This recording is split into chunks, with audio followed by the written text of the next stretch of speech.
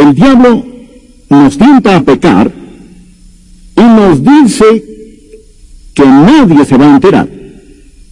Nadie lo sabrá. Está bien. Nunca se darán cuenta. Él es un tentador. Pero después que pecamos, se torna un acusador y dice, de esta no vas a escapar, ahora sí que estás en problemas. Y trata de hacernos perder el equilibrio, sacarnos de la voluntad de Dios, desanimarnos y hacernos sentir que nunca podemos regresar. Quiero compartir hoy con ustedes cómo sobreponernos al caer. Ahora el Salmo 51 es la historia de David y su arrepentimiento después de pecar. Ustedes saben que David cometió el pecado de adulterio y para encubrirlo cometió el pecado de homicidio no involuntario, sino más bien a sangre fría. Pero este salmo es el de un penitente, porque David no solo fue un gran pecador, sino también un gran arrepentido. Por eso me gusta este Salmo 51. Hay tres cosas básicas en que debemos pensar. La primera cosa es esta: la capacidad de pecado en el santo que peca. Déjeme decirlo otra vez: la capacidad de pecado en el santo. Lo que quiere decir es que todos tenemos la capacidad de pecar. Cuando fuimos salvados, eso no significó perder la capacidad de pecar. A menudo, el pecado en el santo es una oportunidad inesperada y una debilidad imperceptible. Y al combinar esas dos cosas, caemos en pecado. Y la Biblia dice, si decimos no tener pecado, nos engañamos a nosotros mismos. Y la verdad no está en nosotros. Ahora, ya les he dicho que cuando un hijo de Dios peca, si en verdad es hijo de Dios, no por eso perderá su salvación. Pero eso no significa que puede pecar con impunidad. Tan cierto como que al meter la mano en el fuego se van a quemar, si van a pecar, van a sufrir. Años atrás leí sobre un exboxeador que fue salvo y sentía que Dios le llamaba a predicar, pero en realidad nadie quería darle el púlpito, así que se puso un pequeño púlpito en la esquina de una calle en West Madison, en Chicago, y ahí predicaba. Y tenía su congregación que venía, pero también venían sus detractores. Y le tiraban huevos, y le tiraban vegetales podridos y frutas. Tenía una pequeña bandera nacional en este lado y la bandera cristiana en el otro. Y había un policía que vigilaba que la situación no terminara en una revuelta, porque este boxeador era salvo, pero no era todo un santo. En medio de toda esta situación había también un hombre, un pseudo intelectual y cínico, a quien le encantaba venir y molestar al exboxeador y tratar de confundirlo. Y ellos tenían sus pequeñas discusiones que generaban mucho más calor que luz. Pero un día este exboxeador, este expugilista estaba listo. Dijo, tú dices que la Biblia no es verdad. Y el otro dijo, así es pura mentira. Le dijo, bueno, si puedo probar que al menos un versículo de la Biblia es verdad, ¿pedirías perdón? El hombre dijo, sí. Dicho eso, el exboxeador saca la mano y agarra la nariz de este hombre tan bruscamente que empieza a salir sangre de la nariz. Luego se enderezó, abrió su Biblia, Proverbios capítulo 30, versículo 33, y leyó, el que recio se suena las narices, sacará sangre. Y dijo, tienes que admitir que es verdad. Quiero que me pidas perdón. Y añadió, todo el versículo lee, el que bate la leche sacará mantequilla, y el que recio se suena las narices sacará sangre. Y hoy les quiero decir que tal como se saca mantequilla al batir la leche y sale sangre al maltratar la nariz, si van a pecar, van a sufrir. Que nadie piense que la seguridad eterna del creyente es una oportunidad para estar en pecado. No es así. Si van a pecar, van a sufrir, sea si son salvos o estén perdidos. Ahora, sigamos, no solo hay la capacidad de pecado, sino las consecuencias del pecado. ¿Qué pasa cuando un cristiano peca? Quiero mencionar varias cosas. Vean el Salmo 51. David dice, ten piedad de mí, oh Dios, conforme a tu misericordia. conforme a la multitud de tus piedades, borra mis rebeliones. Lávame más y más de mi maldad y límpiame de mi pecado. La primera cosa que el pecado hace en la vida del cristiano, la primera consecuencia es que mancha el alma. Mancha el alma. David dice, lávame, límpiame. ¿Por qué pidió David eso? Se sentía sucio. No sucio físicamente. Era el rey. Se bañaba en su bañera de mármol. Dormía sobre sábanas de seda. Se vestía como un rey.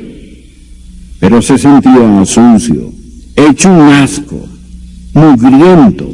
¿Sabe que esa es una forma de saber si son salvos? No si pueden pecar o no, pero ¿su pecado le hace sentir sucio? Es que hay una diferencia entre un hijo de Dios y un hijo del diablo. El hijo del diablo peca y no le molesta. Puede usar el nombre de Dios en vano y al arrepentirlo dirá, ¿qué dije? ¿O qué hay de malo en eso? ¿No le molesta el pecado? Hay una diferencia entre un hijo de Dios y un hijo de Satanás. Es como un cerdo en el lodo. Y ustedes saben que ningún cerdo se ha sentido sucio. Ningún cerdo ha dicho, ay de mí que estoy sucio. Una oveja que cae en el lodo quiere salir, pero el cerdo se queda ahí porque es su naturaleza. No se siente sucio. La diferencia entre un hijo de Dios y un hijo del diablo es esta.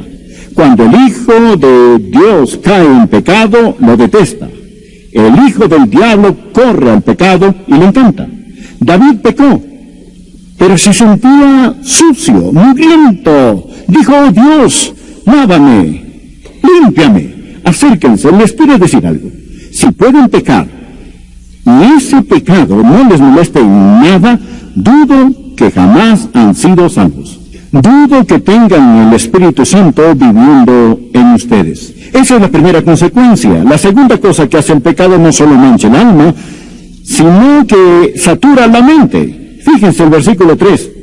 Porque yo reconozco mis rebeliones,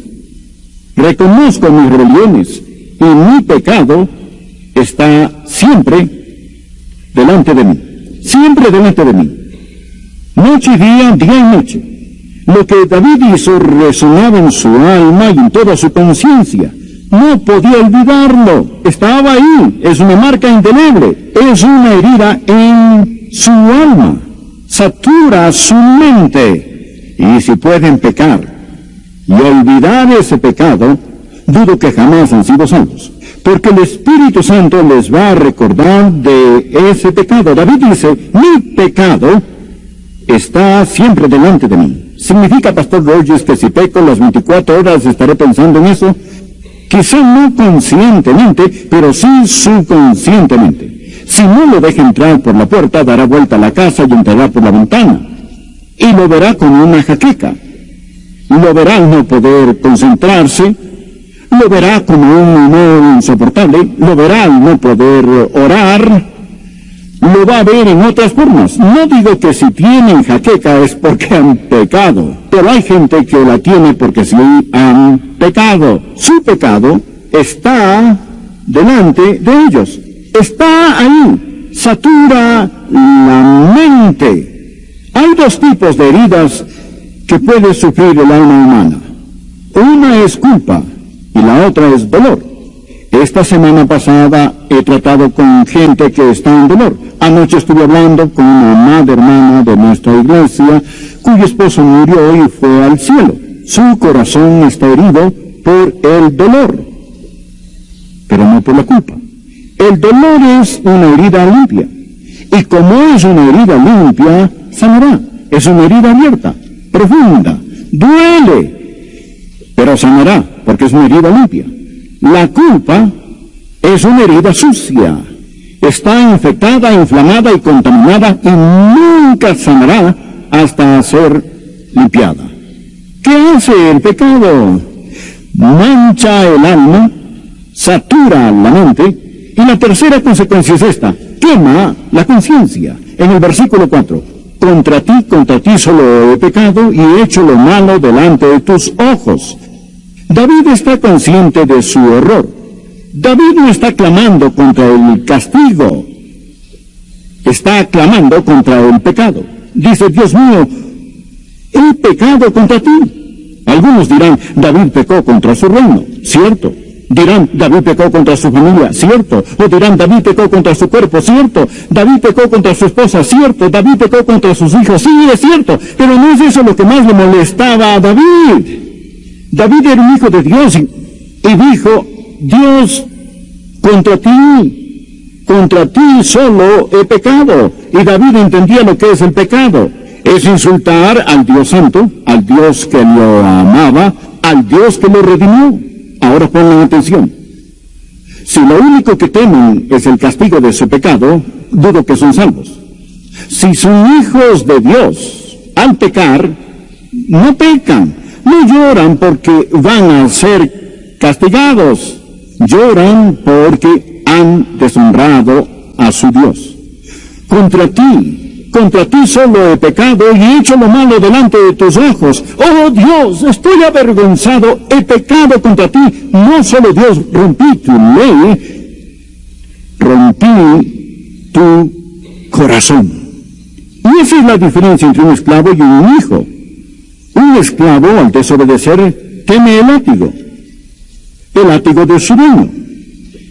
Pero un hijo, al desobedecer, si ama a su padre, teme desagradar a su padre, y le duele ver que ha roto el corazón de Dios.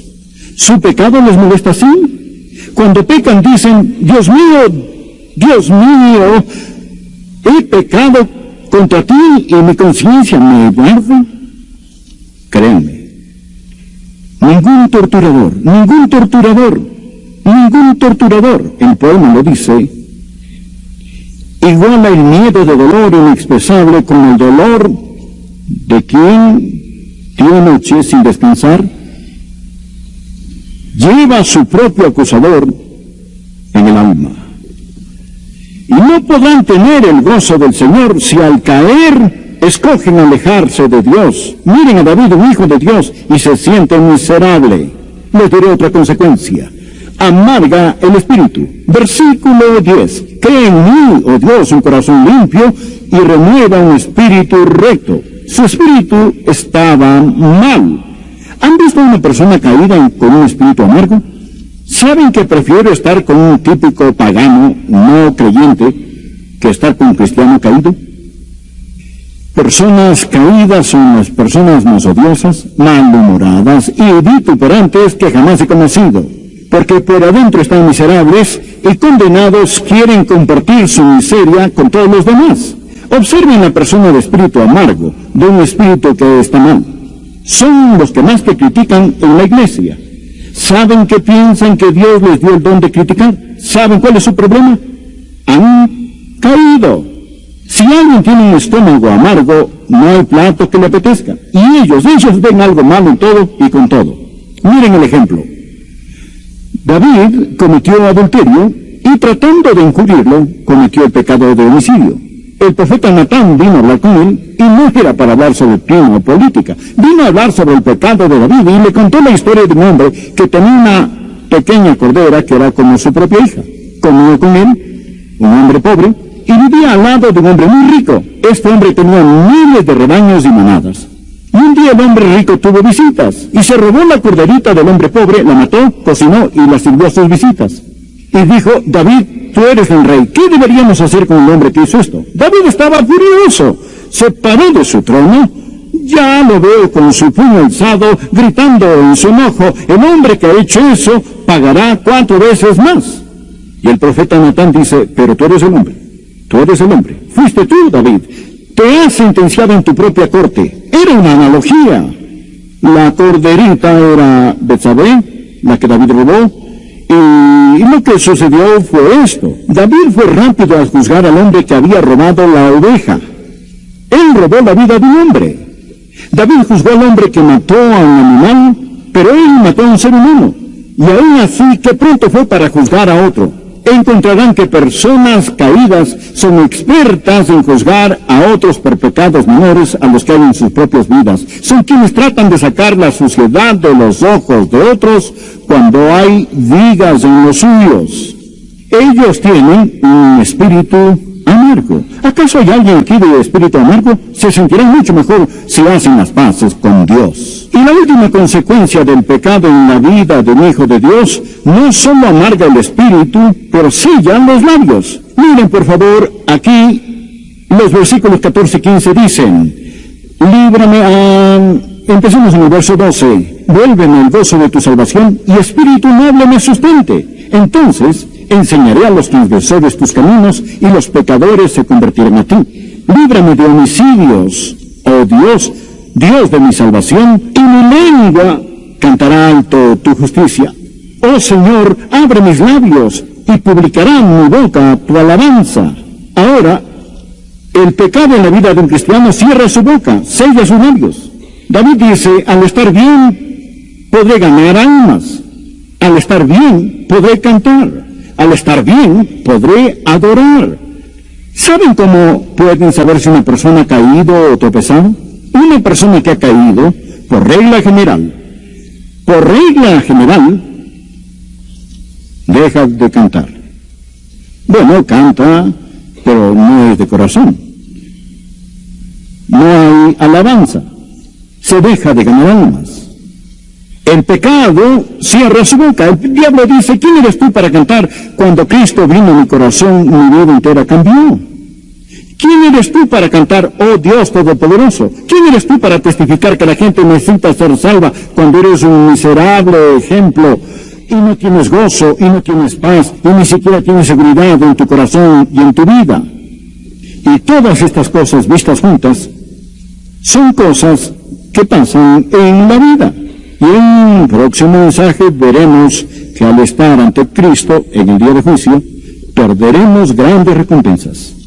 Pero rápidamente, ¿cómo regresamos? ¿Cómo nos sobreponemos cuando hemos caído? ¿Cómo regresamos? 3 cosas, simples pero maravillosas. Me encanta este salmo. Es tan maravilloso, maravilloso. La primera cosa, y es muy fácil recordarlas y quiero que las anoten. La primera cosa es confianza. Confianza. Tiene que confiar que Dios los ama aún. Ven la oración de David, versículo 1. Ten piedad de mí, oh Dios, conforme a tu misericordia. Conforme a la multitud de tus piedades, borra mis rebeliones. David confiaba en su Dios. David sabía, escuchen esto, David sabía que para la multitud de pecados había una multitud de piedades. ¿Lo ven? Conforme a la multitud de tus piedades. David sabía que era pecador, pero también sabía que Dios es misericordioso. El diablo les dirá, si han pecado gravemente, el diablo les dirá que ya no le importan a Dios. El diablo les dirá que no tienen esperanza. El diablo les dirá que Dios los ha abandonado. Pero eso es mentira. No importa lo que hagan, Dios nunca dejará de amarles. Amigos, recuérdenlo. No le hagan caso al diablo. David confiaba en Dios y Dios les ama a ustedes hoy. No importa lo que han hecho, cuántas veces han caído, no creo que nadie aquí ha pecado como lo hizo David. Pero David dijo, oh Dios, conforme a la multitud de tus piedades, su gracia basta para el pecado. Amén. Su gracia basta para el pecado. Su gracia basta para el pecado. Eso es confianza. Segundo, la confesión. Miren lo que dice en el versículo 3. Porque yo reconozco mis rebeliones, y mi pecado está siempre delante de mí. Contra ti solo he pecado, y he hecho lo malo delante de tus ojos, para que seas reconocido justo en tu palabra, y tenido por puro en tu juicio. Esto es confesión. La Biblia dice en 1 de Juan 1:9, si confesamos nuestros pecados, Él es fiel y justo para perdonar nuestros pecados y limpiarnos, aleluya, de toda maldad. No es tan solo admitir el pecado, es confesarlo. Él dice, he pecado contra ti. Hay una cosa que Dios no acepta para el pecado, amigos, y eso es una excusa o coartada. David pudo haber dicho, no fue mi culpa. Mi esposa no me ama como lo merezco. O dicho, no fue mi culpa. ¿Quién manda a Betsabé bañarse donde todos pueden ver? O, pero esa es mi debilidad. Dios, tan solo somos humanos. Tengo un desorden glandular. Y con esto, bueno, pudo haber dado 1001 excusas. Una cosa que Dios no acepta para el pecado es una excusa. Pero confesión es estar de acuerdo con Dios. Hay que decir, yo soy culpable. No mi hermano ni mi hermana, pero yo, Dios, necesito intercesión. Esa es una confesión franca. Es la confesión que Dios quiere. Si tratamos de esconderlo, Dios lo descubre. Pero si lo mostramos, Dios lo esconde. Y luego nos limpia y perdona. Y ahora la tercera. Miren esto. Primero, confianza. Segundo, confesión. Tercero, limpieza. Dice en el versículo 2, lávame más y más. Y en el versículo 7 dice, purifícame con hisopo y seré limpio. Lávame y seré más blanco que la nieve. Lávame, límpiame. Borra mis rebeliones, dice. Cuando las borra para siempre. Ya no hay nada, queda borrado, ya no está ahí. Simplemente las borra para siempre, enterradas en el olvido de Dios, para nunca ser mencionadas. Si alguien las menciona, es el diablo que las menciona o su conciencia que las menciona. Pero de seguro no es Dios, Él las borra. Por eso dice, lávame de la contaminación del pecado. Y luego dice, purifícame. Y eso es del poder del pecado.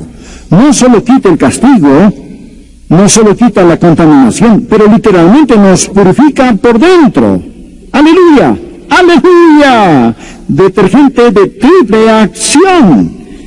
Y ya no tienen que andar con su carga de culpa. No tienen que cargar esa condenación que Satanás ha puesto sobre ustedes. Pueden estar limpios. Lávame y seré más que blanco que la nieve. ¿No es maravilloso? ¿No es glorioso? ¡Aleluya! Nuestro Dios es grandioso, es todopoderoso. Hay la capacidad de pecar. Hay las consecuencias del pecado, pero gracias a Dios que hay limpieza del pecado. Terminemos en oración. Terminemos en oración. Terminemos en oración.